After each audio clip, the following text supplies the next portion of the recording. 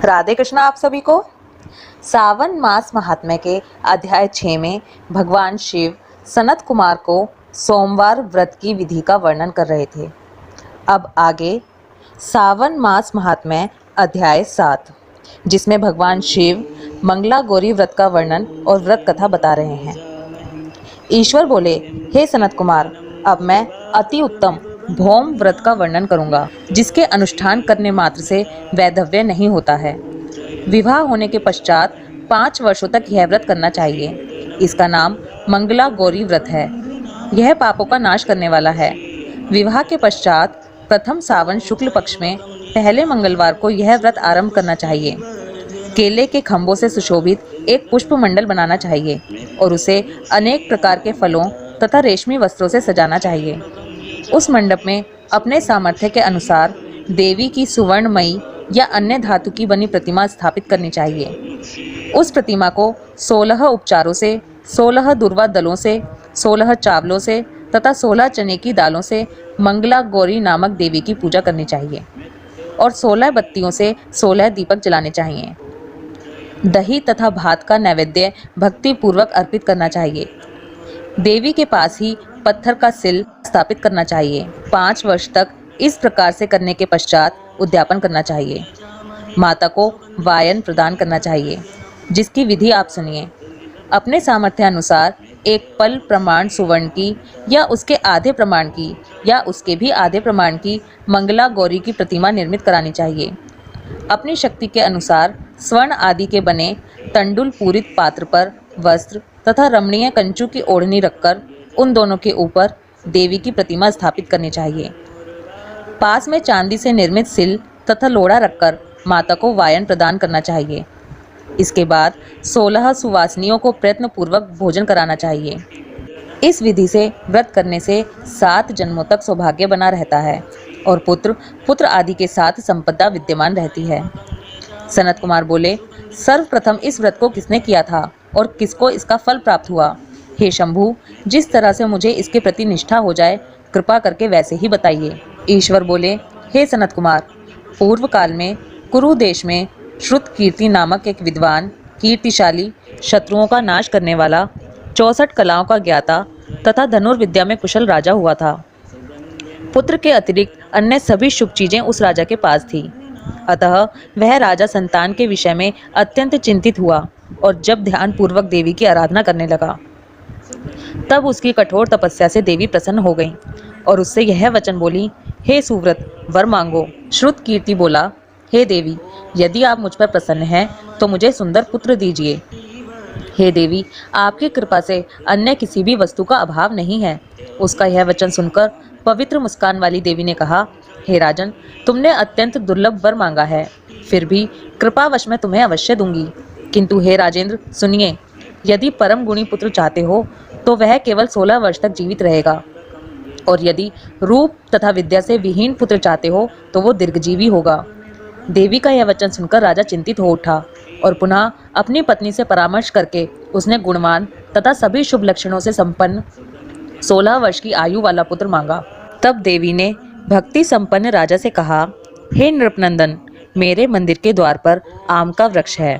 उसका एक फल लाकर मेरी आज्ञा से अपनी भार्या को उसे भक्षण करने हेतु प्रदान करो, जिससे वह शीघ्र ही गर्भ धारण करेगी, इसमें संदेह नहीं है।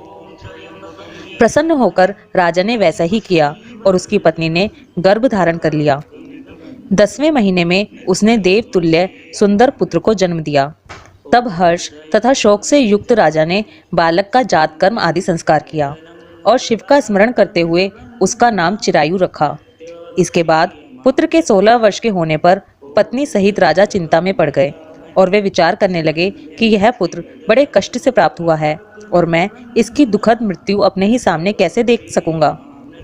ऐसा विचार करके राजा ने पुत्र को उसके मामा के साथ काशी भेज दिया। प्रस्थान के समय राजा की पत्नी ने अपने भाई से कहा कि कर्पाटिक का वेश धारण करके आप मेरे पुत्र को काशी ले जाइए। मैंने भगवान मृत्युंजय से पूर्व में पुत्र के लिए प्रार्थना की थी और कहा था कि हे विश्वेश, आप जगतपति की यात्रा के लिए मैं उस पुत्र को अवश्य भेजूंगी। अतः आप मेरे पुत्र को आज ही ले जाइए और सावधानी पूर्वक इसकी रक्षा कीजिएगा। अपनी बहन की यह बात सुनकर भांजे के साथ वह चल पड़ा। कई दिनों तक चलते चलते वह आनंद नामक नगर में पहुंचा। वहां सभी प्रकार की समृद्धियों से संपन्न वीरसेन नाम वाला राजा रहता था। उस राजा की एक सर्वलक्षण संपन्न युवा अवस्था प्राप्त मनोहर तथा रूप लावण्यमयी मंगला गौरी नामक कन्या थी। सभी उपमानों को तुच्छ करके सौंदर्य अभिवृद्धि को प्राप्त वह कन्या किसी समय सखियों के साथ नगर के उपवन में क्रीड़ा करने के लिए गई हुई थी। उसी समय वह चिरायु तथा उसका मामा वे दोनों भी वहां पहुंच गए और उन कन्याओं को देखने की लालसा से वहीं विश्राम करने लगे। इसी बीच विनोद पूर्वक क्रीड़ा करती हुई उन कन्याओं में से किसी एक ने कुपित होकर राजकुमारी को कुवचन कह दिया। तब उस अशुभ वचन को सुनकर राजकुमारी ने कहा, तुम अनुचित बात क्यों बोल रही हो? मेरे कुल में तो इस प्रकार की कोई नहीं है। मंगला गौरी की कृपा से तथा उनके व्रत के प्रभाव से विवाह के समय जिसके सर पर मेरे हाथ से अक्षत पड़ेंगे, हे सखी, वह यदि अल्पायु वाला होगा तो भी चिरंजीवी हो जाएगा।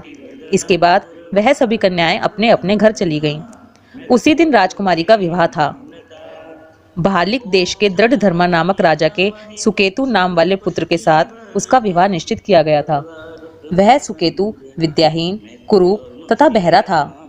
तब सुकेतु के साथ आए हुए उन लोगों ने विचार किया कि इस समय कोई दूसरा श्रेष्ठ वर ले जाना चाहिए और विवाह संपन्न हो जाने के बाद वहां सुकेतु पहुंच जाए।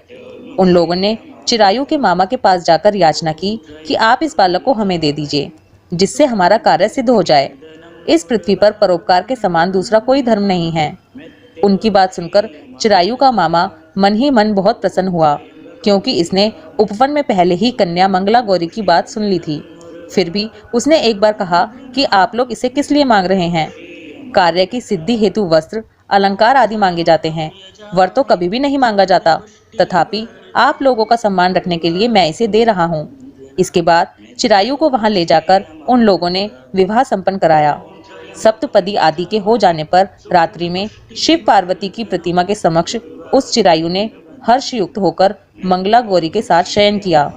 उसी दिन चिरायु के 16 वर्ष पूर्ण हो चुके थे और अर्धरात्रि में साक्षात काल सर्प रूप में वहां आ गया। इसी बीच संयोगवश राजकुमारी जाग गई। उसने उस महासर्प को वहां देखा और वो भय से व्याकुल होकर कांपने लगी।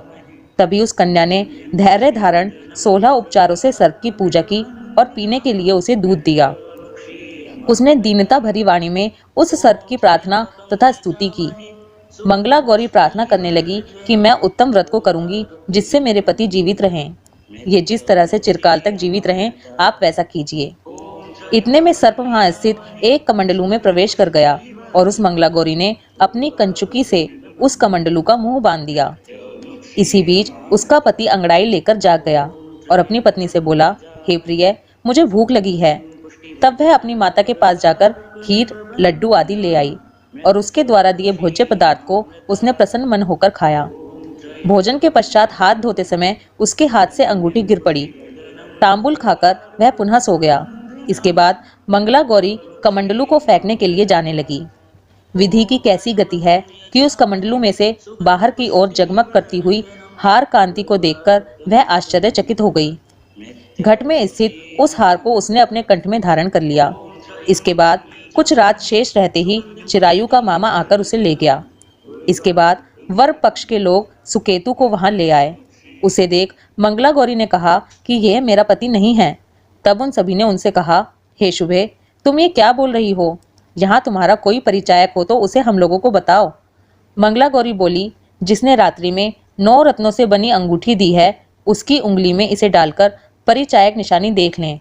मेरे पति ने रात्रि में मुझे जो हार दिया था, उसके रत्नों का समुदाय कैसा है, इस बात को यह बताए। यह तो कोई अन्य ही है। इसके अतिरिक्त रात्रि में आम सींचते समय उनका पैर कुमकुम से लिप्त हो गया था। वह मेरी जांघ पर अब भी विद्यमान है। उसे आप लोग शीघ्र देख लें। साथ ही रात में परस्पर भाषण तथा भोजन आदि जो कुछ किया गया था, उसे भी यह बता दें। तब यह निश्चय ही मेरा पति है। इस प्रकार उसका वचन सुनकर सभी ठीक है कहने लगे। किंतु जब एक भी बात ना मिली, तब सभी ने सुकेतु को उसका पति होने से निषिद्ध कर दिया और वर पक्ष वाले जिस तरह से आए थे उसी तरह से चले गए। उसके बाद अपने वंश को बढ़ाने वाले महान यश से संपन्न तथा परम मनस्वी मंगला गौरी के पिता ने अन्न पान आदि का सत्र चलाया। उन्होंने वर पक्ष का वृतांत कानो कान सुन लिया कि स्वरूप से कुरूप होने के कारण लोगों के द्वारा किसी अन्य को वर के रूप में आदर पूर्वक लाया गया था। तब उन्होंने अपनी कन्या को पर्दे के भीतर बिठा दिया। उसके बाद 1 वर्ष बीतने पर यात्रा करके चिरायु अपने मामा के साथ यह देखने आया कि विवाह के बाद वहां क्या हुआ। तब उसे गवाश के भीतर से देखकर वह मंगला गौरी अत्यंत प्रसन्न हुई और माता पिता से बोली कि मेरे पति आ गए हैं। राजा ने अपने सहजनों को बुलाकर पूर्व में कहे गए सभी परिचायकों को निशानी को देखकर मंद मुस्कान वाली अपनी कन्या चिरायु को सौंप दी। राजा ने शिष्ट जनों को साथ लेकर विवाह का उत्सव कराया। इसके बाद राजा वीरसेन ने वस्त्र आभूषण आदि सेना घोड़े रथ और अन्य भी बहुत सी सामग्रियां देकर उन्हें विदा किया। उसके बाद कुल को आनंदित करने वाला वह चिरायु पत्नी तथा मामा को साथ लेकर सेना के साथ अपने नगर पहुंचा। लोगों के मुख से उसे आया हुआ सुनकर उसके माता पिता को विश्वास नहीं हुआ। उन्होंने सोचा कि प्रारब्ध अन्यथा कैसे हो सकता है। इतने में वह अपने माता पिता के पास आ गया और स्नेह से परिपूर्ण वह चिरायु भक्ति पूर्वक उनके चरणों में गिर पड़ा। तब अपने पुत्र का मस्तक सूंघकर उन दोनों ने परम आनंद प्राप्त किया। पुत्रवधू मंगला गौरी ने भी सास ससुर को प्रणाम किया। तब सास उसे अपनी गोद में बिठाकर सारा वृतांत शीघ्रता पूर्वक पूछने लगी। हे महामुने, तब पुत्रवधू ने भी मंगला गौरी के उत्तम व्रत महात्म्य तथा जो कुछ घटित हुआ था वह सब वृतांत बताया। हे सनत कुमार, मैंने आपसे इस मंगला गौरी व्रत का वर्णन कर दिया। जो कोई भी इसका श्रवण करता है या जो इसे कहता है उसके सभी मनोरथ पूर्ण हो जाते हैं, इसमें संदेह नहीं है। सूत जी बोले, हे ऋषियों, इस प्रकार शिवजी ने सनत कुमार को यह मंगला गौरी व्रत बताया और उन्होंने सभी कार्यों को पूर्ण करने वाले इस व्रत को सुनकर महान आनंद प्राप्त किया। इस प्रकार श्री स्कंद पुराण के अंतर्गत ईश्वर सनत कुमार संवाद में श्रावण मास महात्म्य में मंगला गौरी व्रत कथन नामक 7वां अध्याय पूर्ण हुआ। हर हर महादेव।